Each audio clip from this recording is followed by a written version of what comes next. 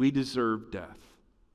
So God sends his Son to give salvation, a lamb, to be sacrificed for the sins of us, all people. So then what do we do with all of that? Well, today, in first, third, and fifth Sundays here at South Lake, we're going to have communion, the Lord's Supper. And this is based off of the Passover meal that Jesus had with his disciples before he died on the cross.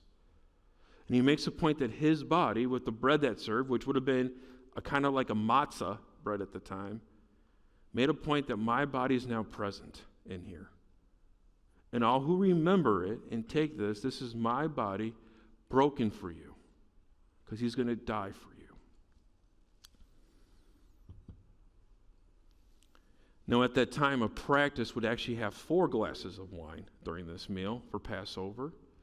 And potentially during the 3rd glass, Jesus took a cup, remembering the Passover, this story here, to say that my blood is shed for you for forgiveness of sins. You do this in remembrance for the forgiveness of sins. Here at South Lake, we get to be a part of this meal. And a key phrase that gets debated among all the different theological teachers is Jesus' words, remembrance. But we have to understand, for Jewish believers who celebrate the Passover, they remember when they have the Passover, the story of Moses. And what that means is they're a part of that story.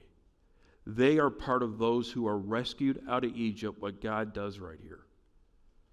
In the same way, when we have communion together, we are there present with Jesus and the disciples. We are present with other churches today that are taking communion together. We are present with all the saints in heaven who've gone before us, enjoying this meal together.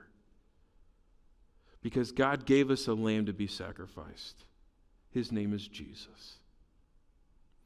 As you walk out these doors, besides throwing axes, we live in a world that doesn't have that relationship with God. It seems like it's breaking up more and more.